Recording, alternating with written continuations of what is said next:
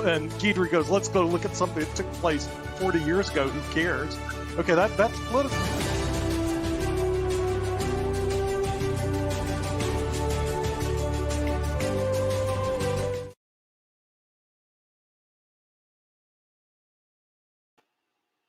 Welcome to this edition of the Lawyers Den.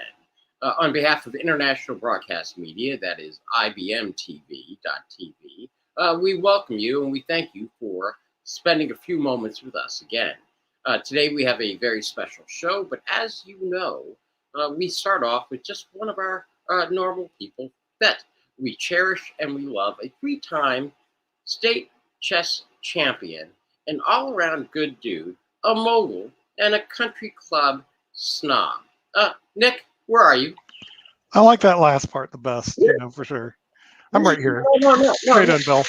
Good. No, Nick, I mean that only because you have so many country clubs to choose from that you really begin to get picky. It's kind of like the NFL draft. Yeah. It's real simple. You pay your dues, you get in. I mean, come on, Bill. This isn't hard. I know, but I mean, aren't there some that are better than others, Nick? Yes, I will get into that in a later program. It's probably beyond the scope of this conversation. Yes, it is. But sometimes the dues are as high as $100,000 as a downstroke and non-refundable. But that's another story. We'll get into that later on. Okay, so who do we have, Nick? Well, let's see. I'm looking down here, and we have a gentleman who actually graduated from Fordham University in New York City. Then he went to the State University of New York in Buffalo, of all places. And then he decided to go back to New York to practice law. Let's bring in the street fighter, Fernando Leal. Hey, gentlemen. Nice to be back. Why do you always say it's nice to be back after everybody rips everybody apart? Oh, that's right. It's lawyers. You're used to it. It's lawyers. Okay. I'm from New York, and that's normal. That's normal. Okay. Now, that's normal, but now we have somebody who's not really normal, but he would not admit it.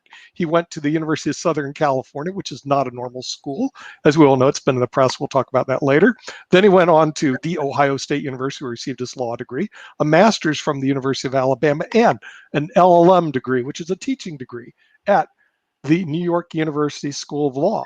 And he actually taught law school at the Indiana Tech Law School and also as a professor at Georgia College. Let's bring in our resident professor, Adam Lamparero. Thanks very much, Nick. Great to be here. He even acts like a professor. I wonder if he's a boring professor. We'll get into that later on. Okay. So now our next person comes in from the BYU University School of Law, also received a master's in law from the George Washington University School of Law. Let's bring in our scholar, Jeff Teichert. Jeff, welcome to the show. And you'll notice that there is no class on this show. No. So we actually had to reach across the pond. We did find a lady that actually had class. She was actually born in Lithuania and then moved to the United States of America, where she went to the University of Denver School of Law, receiving her Juris Doctorate, then received an LLM, a teaching degree at the University of Denver School of Law, and now practices law in Florida. Let's bring in the class of this class, Guidry Stantonite. Guidry, welcome to the show. Dosadanya. Duper uno. Where's the duper day? I don't know Russian. Matter of fact, gosh, I don't even Lithuanian. Anyway, and of course we have our Den Master, who also went to Fordham University and went to the State University of New York at Buffalo, an avid Buffalo Bills fan. So we cry for him as we cry for those Bills because they never seem to win. Let's bring in the Honorable William Trezevant. Okay, thank you, Nick. Okay. Well, we know the thing is there could be a depressing subject to talk about, Bill. Is it going to be the Buffalo Bills? Wait. There can't be anything more depressing than that. So find something more exciting to talk about. What's going to be our topic for today, Bill? Well, actually, I'm pretty excited about this episode because I think, it's going to be interesting. We have all these esteemed colleagues of ours from all these different law schools. But the question always becomes, what motivated you to go to law school? Would you do it? Why'd you go? And would you do it again? And so here, we are going to peel back the curtain from all of our guests and kind of delve into this question, because for so many, as we go through and they go through their careers, they think about things and how their lives would be different. And rather than watching things on television in a 1 hour episode or a 2 hour John Griffith movie, the question is today, why I chose law school and would I do it again? And so with that, Nick, that is, I think, our topic of the day. And for our audience purposes, what I wanted to do, because things could change over the generations, I wanted to begin with the eldest statesperson in our group. That is to say, the one who went first, who decided first. And that happens to be, to no surprise, the most successful one so far of us. And that would be Nick, who has a entrance date of 1979 when he went, and I believe he went to the U. Did you, Nick? Yeah, I went to the University of Miami Law School. It was actually my first choice coming from Florida because they had 5 LLM programs. So my goal was to get an LLM once I went to law school because I figured that, well, having a JD was not going to be enough for me. And I was in the MBA program at 19 when I was in University of South Florida because I skipped 3 years of school when I was playing competitive chess. I went from a junior in high school to a junior in college. Finished my bachelor's degree, and then by the time I was 19, and I was in the MBA program. So after the MBA program with no experience in business, as my dad said, you had an MBA, no business. Law school looked like a natural choice to go to. You know, it was most people go when you have no talent.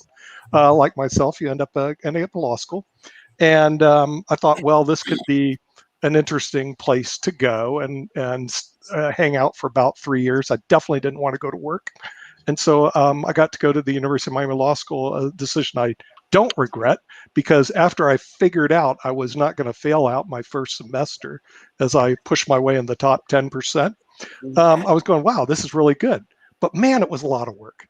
So I had to figure out mathematically how I could spend the rest of the time having fun yet still graduate. So I think I ended up graduating the bottom 10% of my class, but I had a great time. I mean, I have all my pictures. I looked over my pictures of all the parties I went to, the basketball games I played, and all this other stuff. But then I watched some other students. They're very serious and they worked really hard. But that's what you had to do if you want to be successful. Well, so I got my degree and then went on to actually University of Denver, where Guidry went to get my LLM because I had a a little tete-a-tete with some of the professors that were head of the LLM program at Miami. Not that I would be controversial, but yes, even back then. So we kind of didn't get along. So I got bounced to the University of Denver, which was another great choice. I really enjoyed going to Boulder, Colorado. I lived in Boulder, commuted to Denver. It was really great. I mean, outside of it being just the natural process for you, I mean, did you want to be a lawyer? I mean, literally, get into well, the thing is, I think what happens, because this is going to go out to the boards, a lot of these people, I'm thinking about going to law school. I want to go to law school. Let me tell you, where I went to receive my undergraduate at the University of South Florida in political science, all these kids wanted to go to law school. Right. They wanted. There was only 2 students that got accepted in Miami, myself and George Nader. That was it. What really shocked me, Bill, was the amount of wannabes that are out there. In other words, they want to be in law school. They want to be this, but they're not willing to put in the work. They're not willing to put in the effort. They don't have the brains. They don't have the financial power to get in, and they fail out. I mean, or they don't even get that far. And on these boards, because I listen to them all the time, they go, well, I'm thinking about going to law school. If you think about that, why don't you go think about going to become a farmer? In other words, you're not committed. And if you're not committed, don't go. Come on, guys. Okay. Well, Nick, that certainly woke everybody up, and I think I don't know if that's gonna. If you're committed, go. But you've got to be committed, and once you're there, you are committed for 3 years. Okay, so then there was a gap between 79 and 1991 when our next contestant went to law school. Jeff, did you want to be a lawyer? Why'd you go? Where'd you go? And I mean, what were you thinking at the time? Well, as clearly as I can remember, I was going to be a lawyer since I was 12 or 13 years old. But a big part of that was I was interested in politics and how government worked and its relationship to American life. And so I wanted to participate in that, but not necessarily as a lawyer. So go figure, 26 years after graduating from law school, I am still litigating cases every day. life takes interesting turns that way.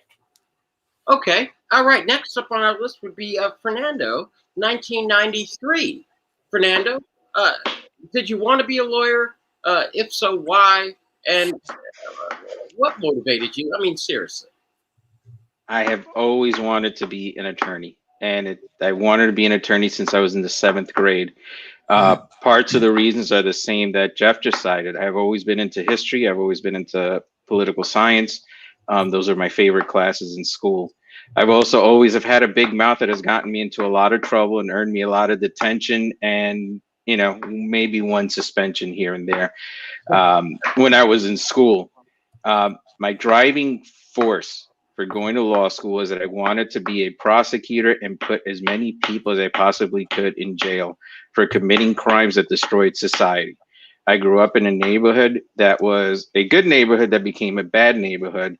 And I saw being a prosecutor a way of helping all the good people that were in that neighborhood that were scared to go outside, that were scared to let their children go outside, to give them back their neighborhoods by cleaning up those streets.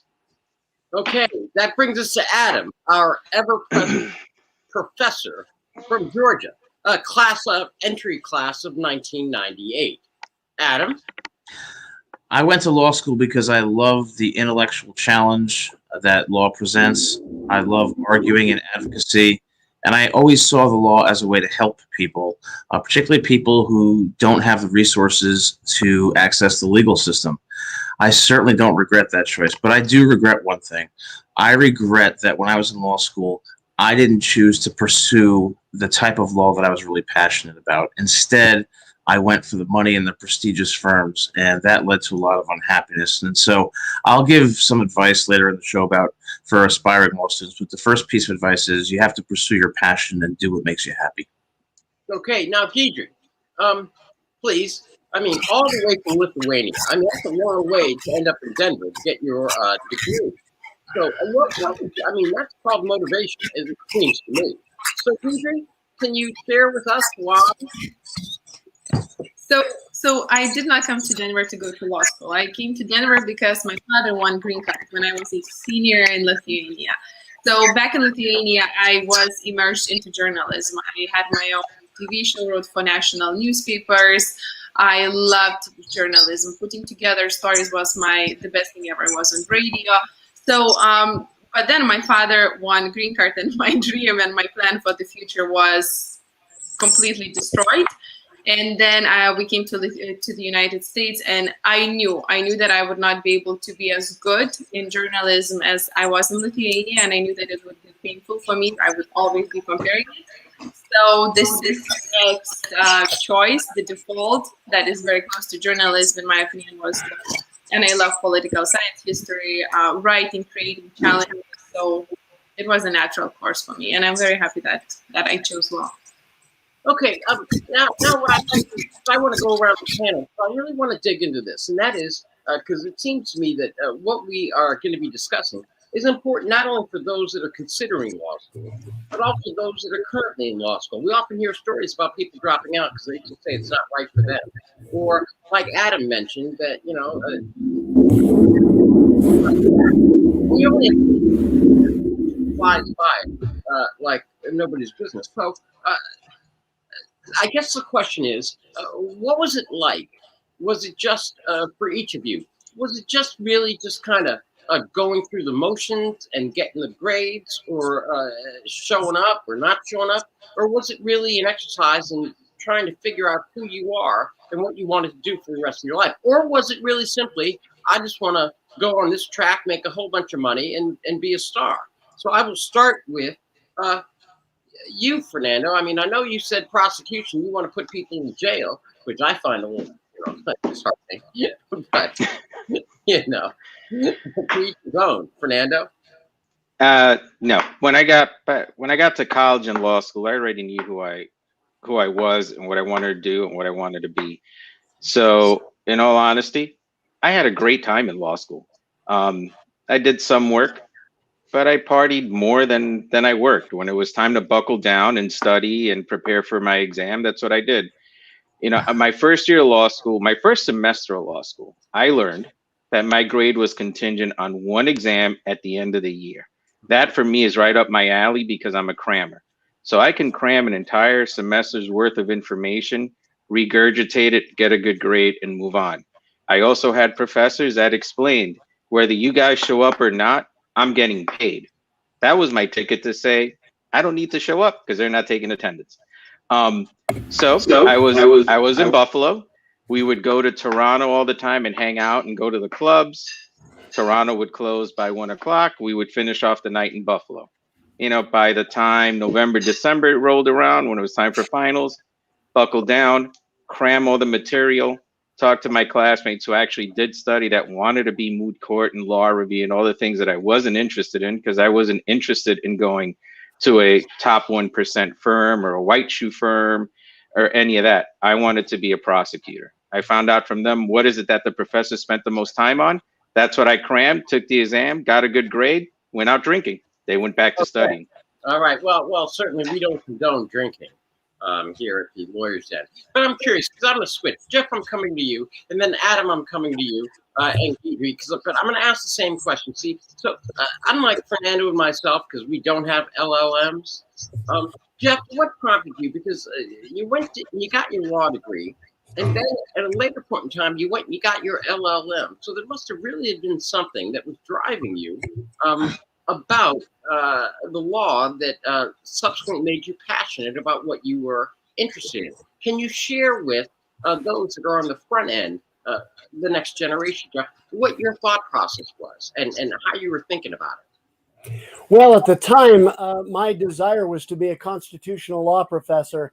Now, I look back and I think that may not have been the wisest path for me, although I did love what I learned at George Washington, and the year I spent there was probably the most satisfying year of school in my entire life, because I was passionate about what I was learning, and I focused on jurisprudence, legal history, and constitutional theory, and thoroughly was like a kid in a candy store doing that.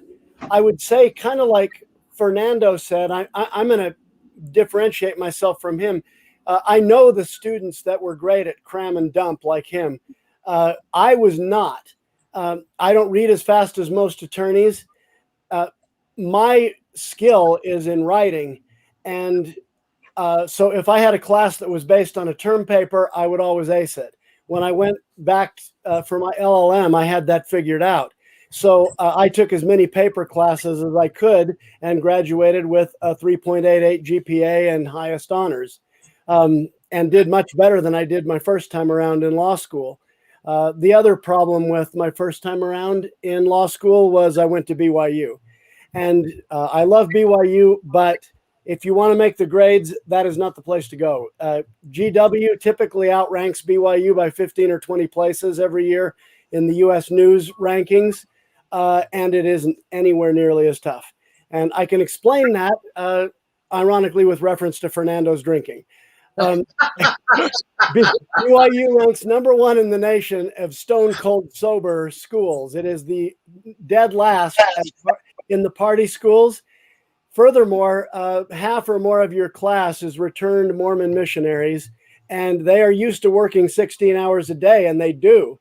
I went to school with a very bright bunch of students at George Washington as well, but some of them started drinking, Friday afternoon and didn't stop until sometime on Sunday and came to class Monday hungover. And I was married by that time and very serious about school and about life. And so I was beating up on weak competition at GW, whereas at BYU, man, you got to really work your guts out to be in the middle of the class. So, a word to the wise, don't go to BYU Law School if you want to pull grades. Okay. Now, Adam, a similar question to Jeff, because you possess your LLM as well as a master's and other items of high academic achievement. And I guess the question is, I really want to delve into this piece that you mentioned earlier. When you say that you were just essentially copping out over at Ohio State, your passions for a paycheck. Tell us more about that, because there may be some students out there now doing exactly that, Adam. Can you tell us or share with us the importance of passion and excellence versus a paycheck? Absolutely. It's important for every aspiring law student to pursue what they're passionate about in the law and what makes them happy, because law is a really demanding profession. But let's cut to the chase. Law schools charge outrageously high tuition, and it's ridiculous. And they often saddle students with six-figure, non-dischargeable debt upon graduation that prohibits them from really pursuing their passions, because they're in such debt that they can't do so and have to take the highest paying job they get. My advice to aspiring law students is very simple. Go to the highest ranked law school you can get into. Go to the law school where you're going to incur the least amount of debt. Number three, go to a law school that has excellent employment outcomes, where their graduates actually get jobs. And lastly, you have to know what a lawyer does to see if it's the right fit for you. You need all this information before you go to law school so that you can pursue those passions. No, you're right, Adam. We're going to get into the deep, dark underbelly of actually being a lawyer rather than the, ideal of, hey, I want to be an attorney. But Deidre, I want to pick up where Adam went on. He chose paycheck over passion initially and later recovered. So some of us say I'm a recovering attorney, and I think Adam's a recovering attorney. But it seems to me, though, you made the choice between journalism and then a law school. But you also went back and got your LLM. And was that about your passion, or was that about something else? Oh, it was definitely about my passion. My LLM is in international business transactions. When I was in law school, I did all of international moot court competitions. I did this. I did foreign direct investment. I traveled the world representing the EU and did pretty well. So it was logical choice for me to pursue LLM in that specific field. And I also loved international law. So for me, I had two focuses: international law in human rights and international law in business transactions. But another thing that I want to add to what Adam said, to be committed and to choose what you like, because you're really going to be stuck with it. And the worst thing is to be stuck to work 60 hours per week in something that you cannot barely handle, is to really be flexible and be open. When I went to law school, when I graduated the law school, I had my mindset: I need to go to DC, I need to have this specific job. And I went to DC. I moved to DC. I worked in the area that I liked. I tried to get better positions that I really wanted to get. And while I was there, I got an offer to move to Miami and do immigration law. I did not take even one class of immigration law, but I thought of it, I read about it, I tried to contemplate what it would be for me to stay in DC and try to get where I want to get, and whether it is worth it for me to try something new. And I am incredibly happy. I love what I do, and I find the elements that I was looking in the beginning when I was in law school, and I in fact did not find an international arbitration or investment that I was so focused to get into. So be open because you never know. And it's funny, I remember when I was in law school and I was attending one of those events where mentors and are giving inspirational talks about how they ended up where they are at this day. And I remember this real estate attorney who was saying that, I never wanted to do real estate. I hated property law, but I ended up doing it and it was the best thing. And I remember like it was to this day, I looked at that and I was like, I have a feeling that something like that will happen to me, but it does not make any sense. And it did happen to me, and I'm very happy.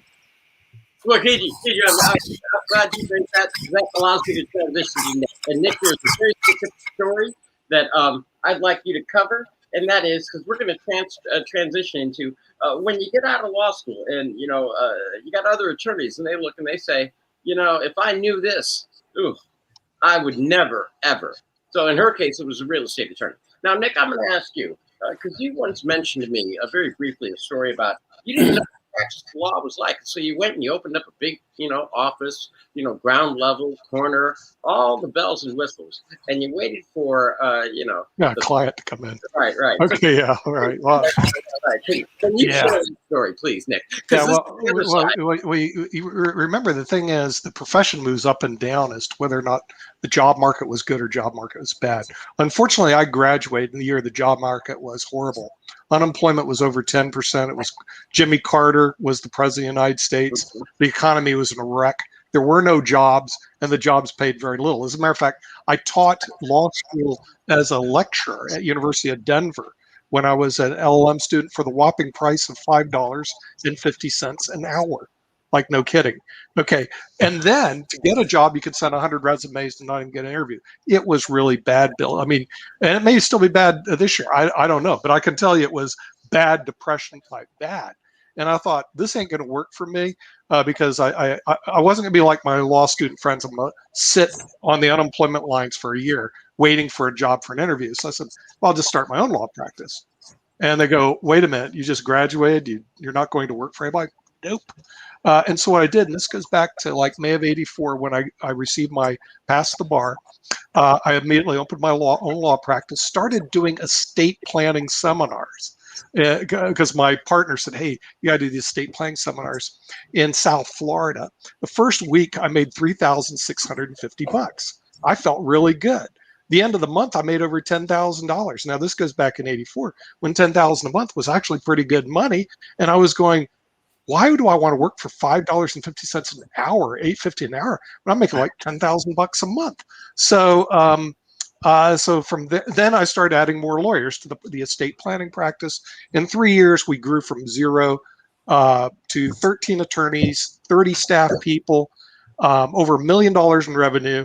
And then I had a meeting at the Ritz-Carlton. We were doing really well until I'm quitting my own law practice, not because they were bad, but there was more money and financial services.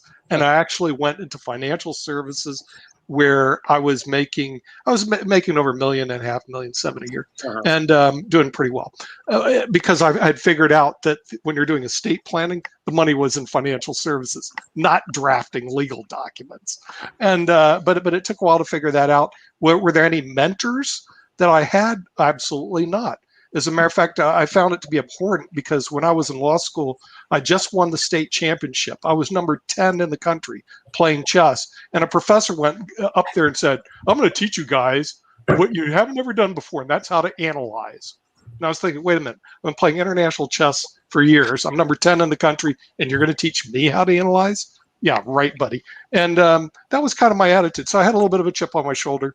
You notice I've mellowed out over the years, but that's what happened. Not quite so much, but I mean, that's important because I really want to use this. And Guidry, I'm so thankful that you gave the opening to this private practice portion that we never hear of when we're in law school. And that's the struggling that Nick just kind of talked about. And so I want to turn to you, Jeff, and then Fernando, I'm coming to you.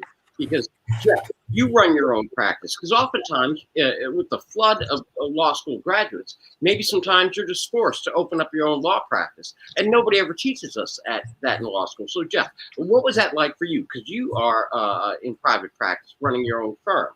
Jeff?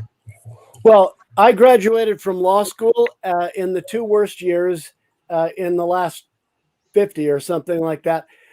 It was 94 at the end of toward the end of the Clinton administration when we were running a little recession, and then again in 2001.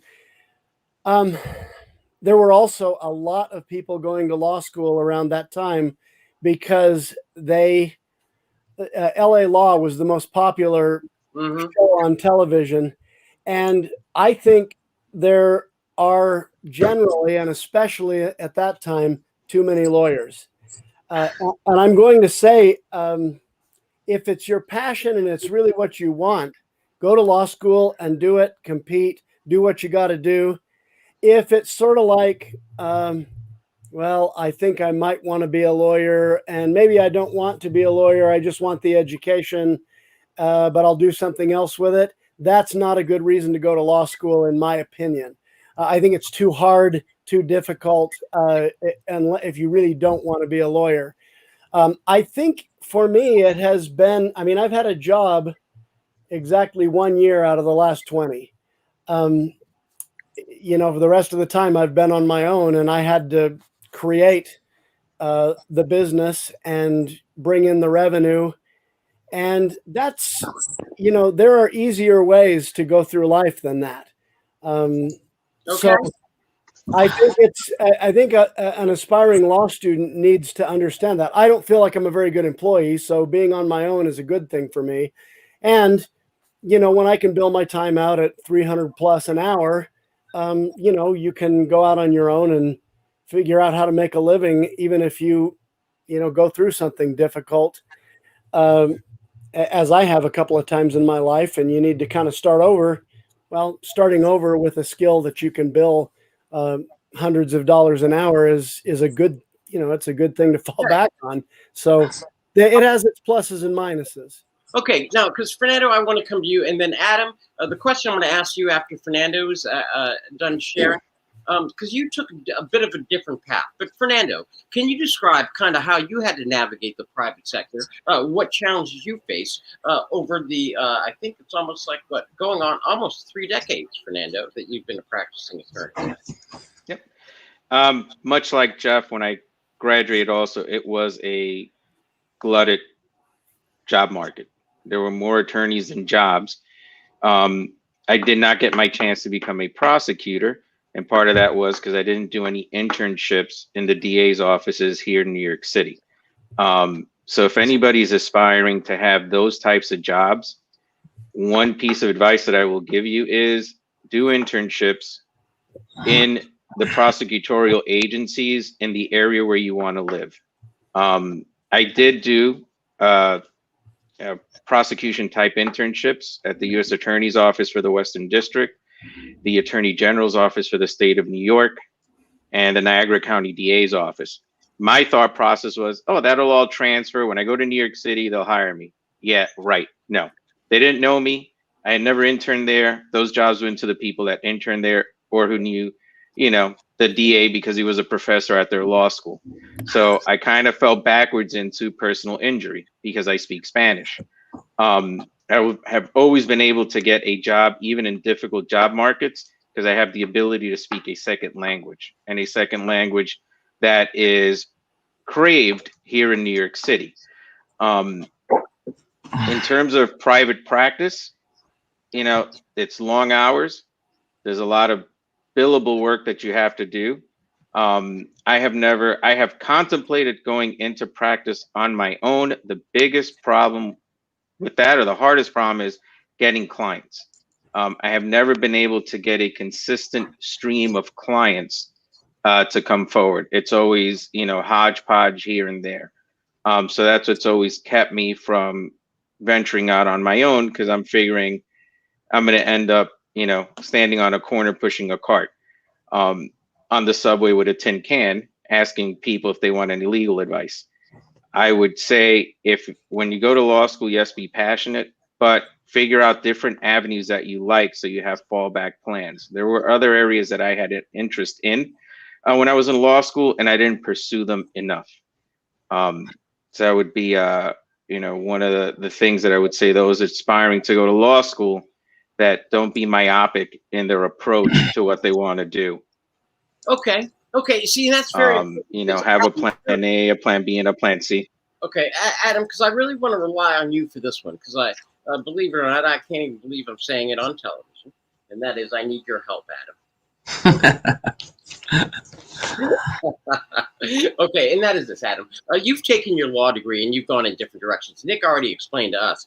He took his law degree, figured it out, and then said, hey, I'm like the bank robber. I'm going to go to where the money is. But you have taken a very, very different route. I mean, earning not only your LLM, but also pursuing a teaching career.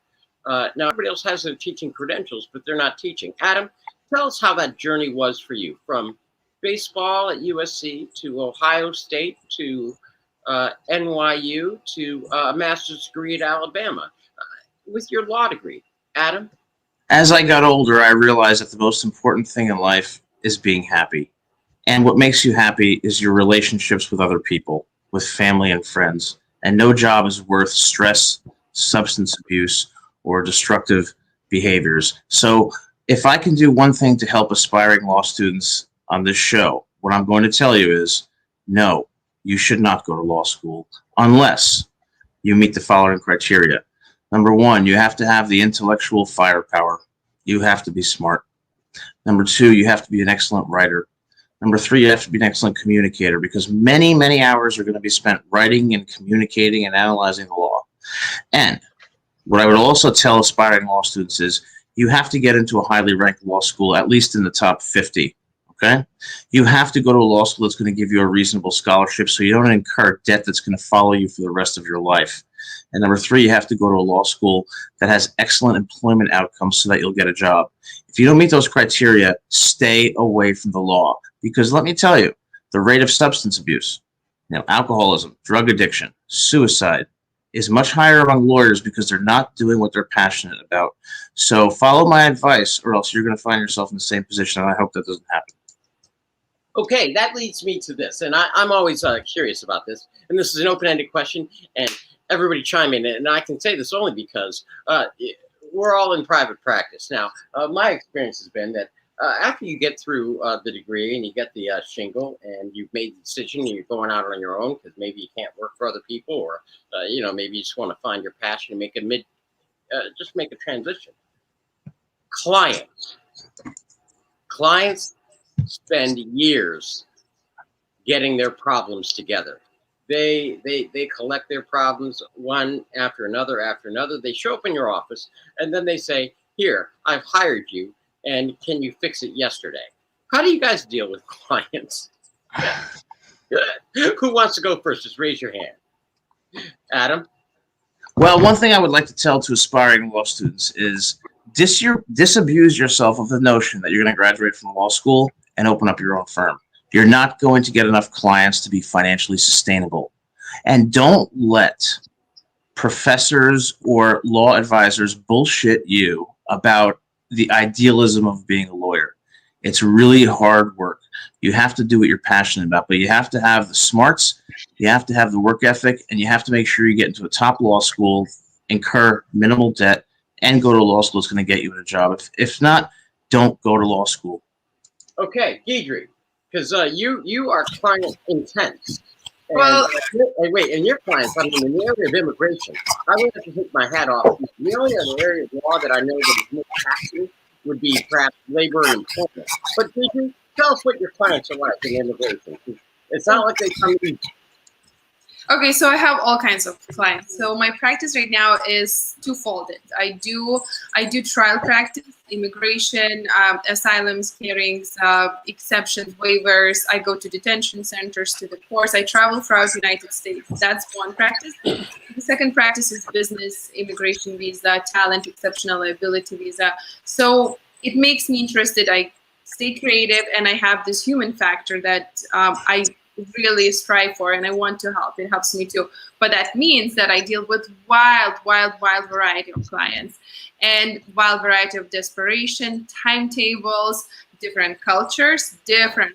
I don't want to talk about one or another culture, but I deal completely different with Russian clients. I deal completely different with Cubans, with Venezuelans. Like, it's true because there are certain conceptions, cultural biases, expectations, even tone and ability, like how they walk, how they talk. And to some clients, I sometimes really have to be more strict and not saying yell, but raise my voice. And it's really readjusting to the clients. And the same way when you do immigration, if you do advocacy immigration, like trials like I do, you travel from the United States. So I appear before different Texas courts, New York, Chicago, California, Florida, and every judge has its own preferences, its own. It's very flexible. But if I may, I'm gonna say one thing. What Adam said. I never, before going to law school, I never thought of myself as exceptional writer, exceptional oralist, super intelligent. I knew that I wanted to be challenged and I wanted to be creative, but I really wasn't exceptional.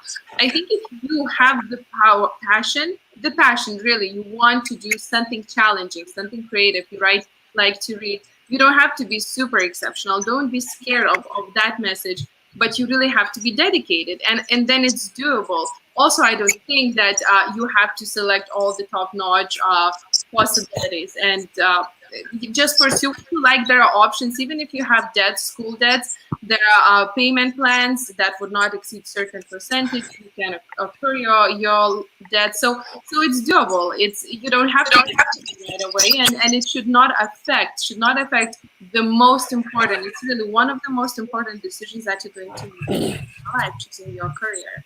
Okay. Now, Fernando, I saw your hand up, but first I want to go to Jeff, and then I'm going to come to Fernando. But as a point of personal privilege, and Nick, I'm coming to you to round out the top. I'm writing you down right here, Nick.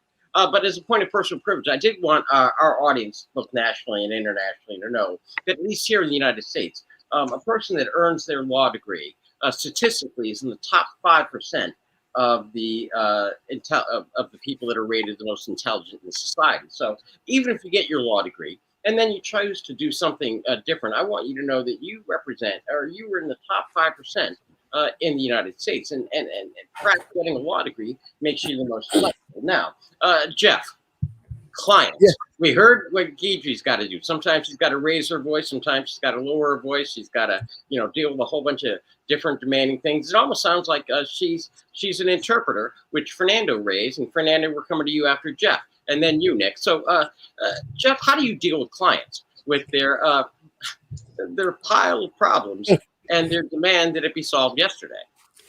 Well, one quick anecdote on what you just said. I remember the first day I was in law school, the dean stood up there and, everybody's excited and nervous and everything, sitting in the big moot courtroom at BYU Law School.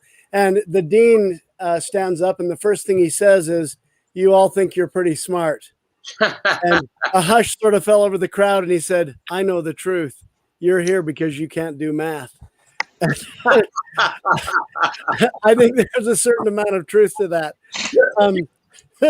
But the client issue for me is the hardest issue. I have been a professional problem solver for 26 years. Now, honestly, the most fun I ever had being a lawyer was when I was a judicial clerk for the Chief Justice of American Samoa. I lived in a beautiful place with a very different culture, and that was fascinating. Published a law review article about the role of Samoan custom in the law of American Samoa after I came back from there. And I didn't have any clients except for the judge. And I wrote judicial opinions all day long. And I mentioned that I'm a good writer and I enjoy that. That's the part of law practice I like the most. I actually hire myself out to other firms sometimes to do their legal writing. There's a big firm in downtown Seattle, and they do big tort cases. And every now and then when they get really busy, they send me a brief and I charge them a lot of money for it. They asked me to write 2 briefs in 2 days once. That was my first project for them, 2 briefs in 2 days. And that was $7,000 or something. I'm going to tell you, that doesn't come along every day, and not every attorney can do that. I mean, that's something that most run-of-the-mill attorneys aren't going to be able to do for you. Okay. But yeah, I think the client part of it is, for me, the hardest part, because you're dealing with people that are in conflict every day, all day long. In a lot of, if you're a litigator, as I am, you're dealing with people that are in conflict. They're nervous. They got all of their stuff on the line many times. They're calling you twice a day, wanting to know what's happening. And they have very, at times, unrealistic expectations you have to manage. And I had a client call me today and said he wasn't going to show up for his deposition. And I'm just putting my head in my hands going, right. Why did I sign up for this? And so, it's, you've got to be prepared for that. If you're going to go into this line of work, you're going to be, I was called, when I practiced in Bellingham, Washington, I was called a Zen master by some of the other attorneys in town because I could deal with some of the people that had difficult personalities. And so I tended to get referred those clients good for you, by right? Other attorneys. Yeah, thank you. The cantankerous old entrepreneur that's been in business and lost millions and made millions several times over and has never been wrong about anything. That's why Jeff was one of my attorneys, by the way. he described me accurately. Cantankerous, difficult, perfect job. Well, and the opposing counsel I had in that case was the biggest horse's ass I've ever met in legal true. He does rank up there. That's for sure. Right.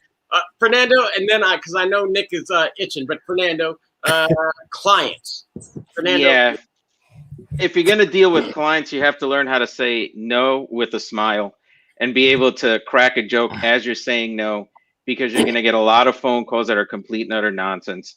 I had a client once, and I do personal injury. So I've done plaintiff's work where I'm on the side prosecuting the case and defense work. And I had a client once, she calls me out of the blue saying that her husband is terrible. She's hiding in the closet. She thinks he's spying on her. What should she do? I said, well, what you need to do is hang up with me and call the police because I have no idea what you're talking about. I don't do any type of this work. I'll talk to you later. Make sure you're at tomorrow's arbitration so that we can resolve your case. And I hung up. You're going to get clients that are going to call you asking to borrow money because all of a sudden they've been injured now. They can't pay their cable bill. They can't buy groceries. You know, I speak Spanish. So in Spanish, I'll tell them, I'll be like, so before you had this accident, how were you paying your bills? The answer is always, come on, man. You know how that goes. I'm like, well, I don't know what you're referring to, but listen, whatever that means, go back to doing that because nobody's bothering to pay attention to you, which are what's going to amount to a $10,000 case. You know, you have to learn how to, you know, bounce in and out of what they're saying. There are times where I've had to yell. I've had clients like Jeff's who call me at the last minute and they're like, listen, I'm not showing up to the EBT. I don't care what you have to say. And then at that point, I tell them, well, I'm going to drop your case and then you're screwed. Figure it out on your own. Oh, I'll see you there tomorrow at 10 o'clock. I'm like, that's kind of what I thought. And you hang up. You know, there's one thing that I do want to address. I don't agree with Adam when he says that you have to get into a top ranked school, that you have to be super smart. You don't have to be super smart. You don't have to be a great writer. I'm not a great writer. I'm an average writer. But guess what? I was able to make it through law school, and I'm making it through a law career that's now 25 years and going. Much like Jeff said, I hate math. That's why I'm a lawyer. If I liked math, I would have gone to medical school. You know, remember, and they should remember that their law degree is one of the most flexible degrees that you can get as exhibited by this panel. You know, everybody's gone into different areas and they have a law degree. You couldn't do that if you had a medical degree or some other degree that kind of pigeonholed you into one area. Well, I want to concur and simply say that I couldn't do math either. But for a gentleman that could do math and knew where the money was, Nick, you're up. Okay, yeah, and I did exactly what Adam said don't do. I graduated from law school, and immediately I graduated, started my own practice. But it wasn't because I listened to the teachers, because if I listened to the teachers, I would have failed. Instead, I had a law partner who became my law partner, Craig Hampton, who actually created a marketing plan. Now, to my knowledge, marketing plans are not taught in law school. I don't know anybody here who took marketing plans. And so we actually had a marketing plan. What are we going to do to get the customer? And the plan started off doing seminars with this group. It was Buchanan. Then we did seminars with Merrill Lynch. We were doing seminars, promotion. Well, what happened was it brought in business, and we targeted it to estate planning, doing wills and trust. But we had a marketing plan that kept expanding to the point where we started saying, I'm going to target clients. We wanted specific clients. So we went after clients. We eventually got them. The founding family of Coca-Cola was my client. I did their estate plan. The founder of Dunkin' Donuts, I have his book back here, did his estate plan. We went after them all over the country, not just in Florida, but New York, LA, Minnesota, anywhere there was a plane, we grabbed clients. And my financial partners were people that had high school educations, seriously, and then may or may not had designations, but they were making $1 million to $3 million a year, high school education. Now, how did they do that?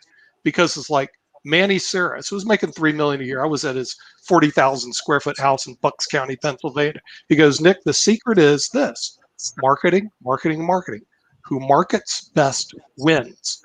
And no one ever taught me that in law school. Unfortunately, I learned it in the streets, but fortunately, I had a lot of people out there I worked with that showed me how to do it. Whoa. This is a first. What? I think what, you know Manny Saris? No.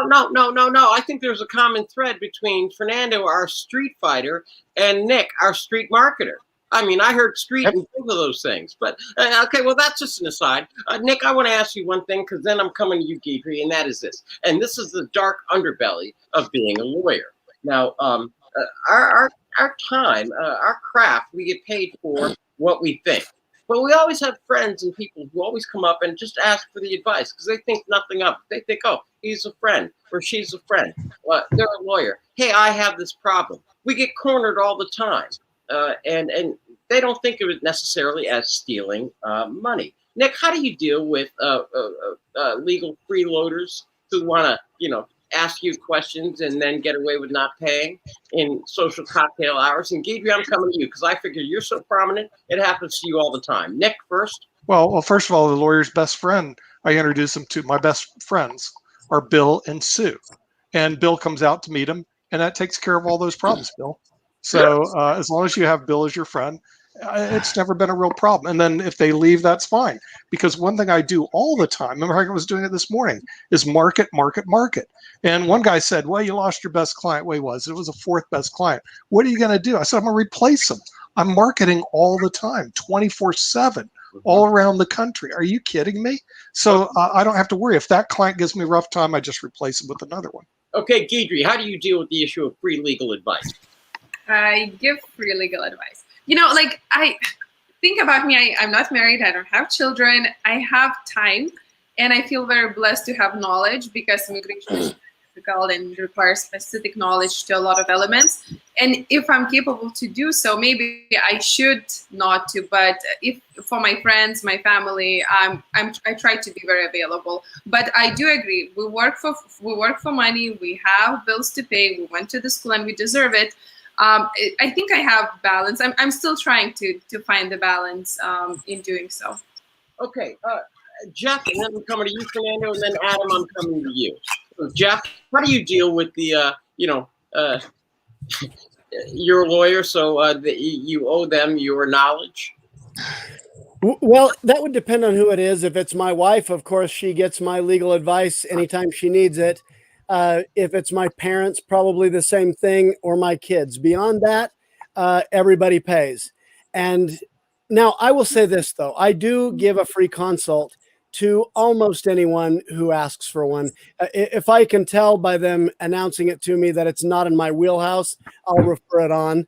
But if it looks like something I may be able to handle, depending on what it is, then I will give them a free consult. We'll talk it over. I'll tell them kind of how I envision proceeding forward, and they pay from then on. They give me a retainer, and we bill against that, and so that's how I handle that. I think sometimes it helps people to feel more comfortable if they have been able to talk it over with you before they start paying. Okay. So I do that. I do agree with what Nick said, though. It is market, market, market. When I first started my own practice up in Washington, I was, what's the right word? I was trying to become a great attorney. And to me, that meant knowing which motion to file when, knowing the rules, knowing how to write a great brief, knowing how to make a great oral argument, all those nuts and bolts lawyer skills. But I neglected the business side of it too much. And it's not great being a great lawyer if you don't have enough money to feed your family. And since I've started here in Utah, I've put a lot more emphasis on making sure it pays. And when COVID hit, I shifted to a lot of online marketing, and the last 7 months have been the best months I've ever had in my career financially. But it was super important when I saw that crisis coming that I was paying attention to the marketing side, because if you don't take care of that, you can be the greatest lawyer in the world and you're not going to have any clients or any money. Okay, Fernando, and then Adam, and then I have a final lightning round question for everybody. So, but Fernando, friends freeloading, Adam, and then friends freeloading. Yeah, free legal advice is only to immediate family, mom, dad, my brother, sister-in-law, cousins, because they've been around since forever. My parents fed me at one point. It's the least I can do for all the money that they've spent, giving me an education. In terms of others, I don't really dispense legal advice. What I will do is I will listen.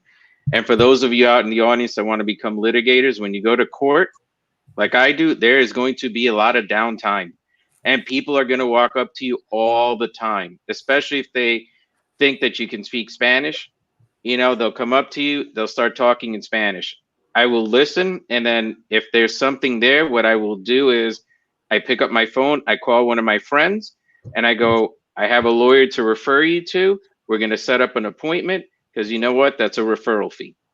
And that's what I do with everyone. If it's something that I can handle, I will tell them, I'm going to sign you up right now.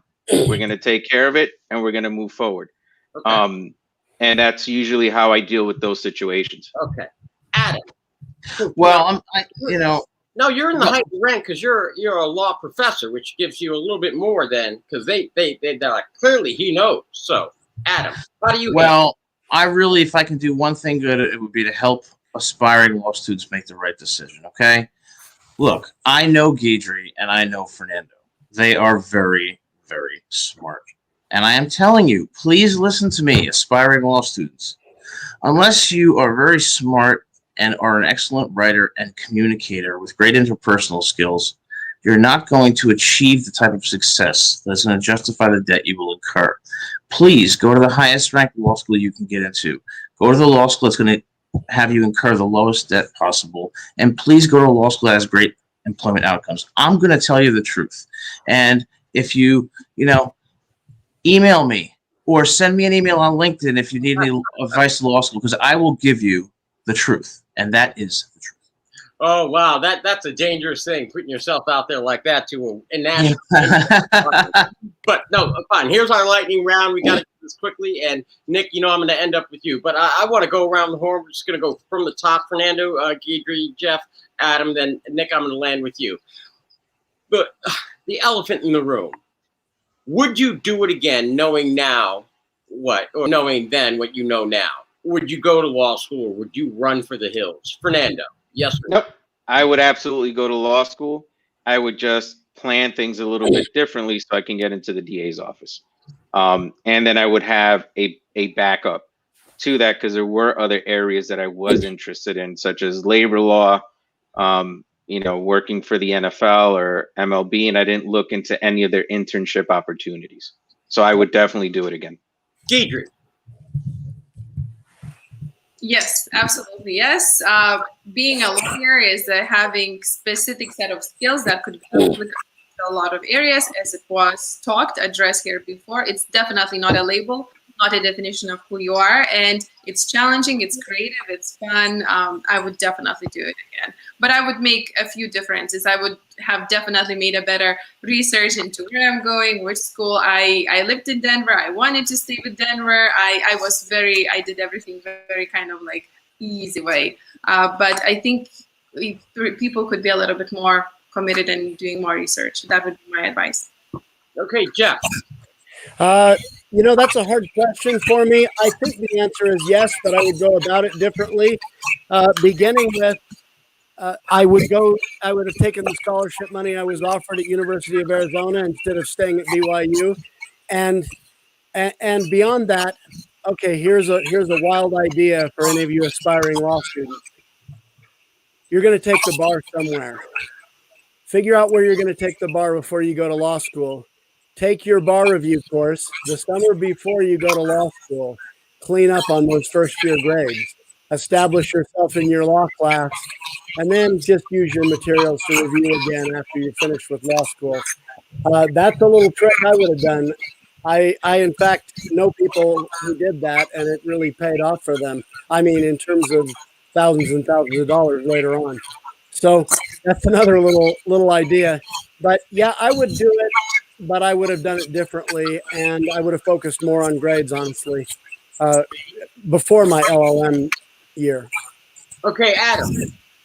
I would absolutely do it again, but I cannot stress this enough to aspiring law students. Your happiness and well-being is the most important thing in your life. Okay? You have to pursue what you're passionate about. And if you don't meet the criteria that I have just listed, don't go to law school. Go into a STEM field: science, technology, engineering, medicine. But don't go to law school with dreams that you're going to be this wealthy lawyer unless you have the intellectual firepower, the work ethic, the writing ability, and you go to a great law school and incur minimal debt and have a school that has great employment. Please heed that advice. Okay, Nick, we just review. We are at the bewitching hour. So, first, Nick, would you go to law school again? Oh, sure. It was a blast. I had a great time. I told you, Bill. Why would I go? Why would I not go to a place I had a good time? Come on, Bill. That's an easy question. It was you. I went to the U, baby. That's a great law school to go to. But today, you have to be real careful. Well, the thing is, let's put it this way.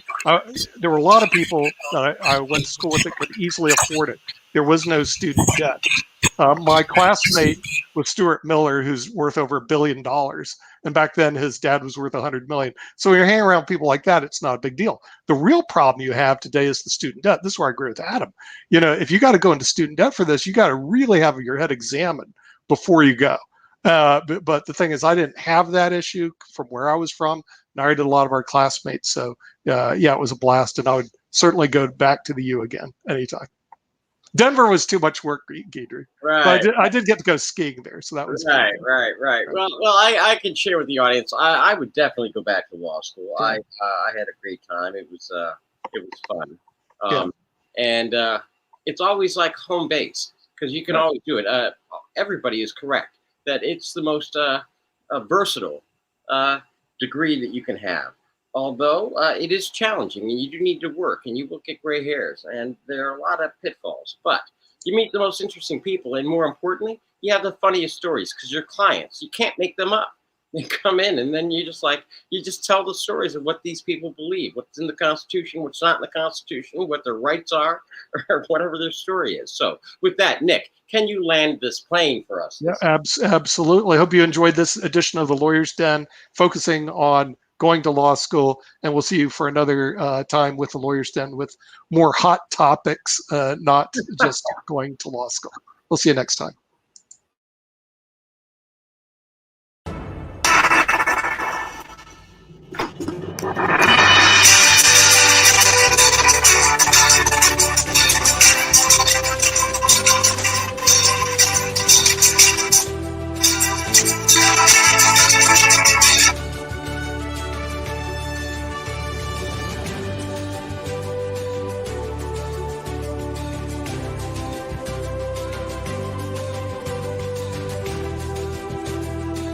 And Guidry goes, let's go look at something that took place 40 years ago. Who cares?